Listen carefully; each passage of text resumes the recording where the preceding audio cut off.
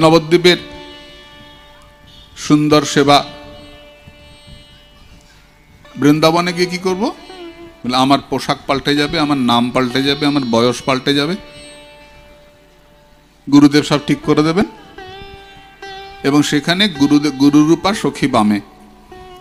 ঠাকুর নরোত্তম বলেছেন শ্রী গোবিন্দের বাঁদিকে গুরুরূপা সখী থাকবেন, আর সেই তার আনুগত্যে সেখানে আমি সেবার দ্রব্য প্রস্তুত করে দেব।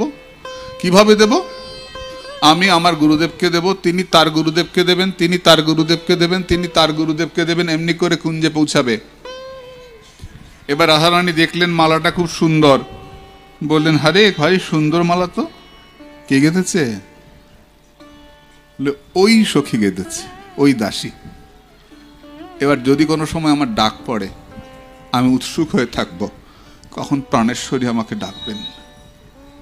যদি ডাক পড়ে তবে গিয়ে প্রাণেশ্বরীর কাছে ছুটে যাব, যদি প্রাণেশ্বরী কৃপা করে তার প্রসাদী তাম্বুল আমাকে দান করেন। যে কৃপা করবেন আমি সেই কৃপার জন্য অপেক্ষা করে থাকব।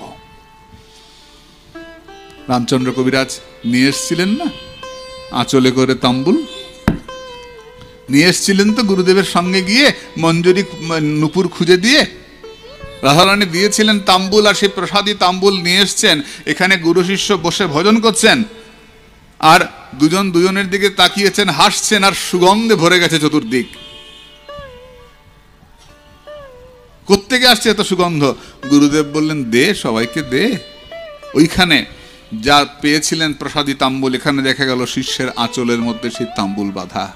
সেই তাম্বুল খুলে গুরুদেবকে দিলেন, সকলে গ্রহণ করলেন। সাধনে ভাবিবে যাহা, সিদ্ধ দেহে পাবে তাহা, পক্কা পক্কই মাত্র বিচার। মাগো, এই আমাদের সিদ্ধ স্বরূপের ভজন।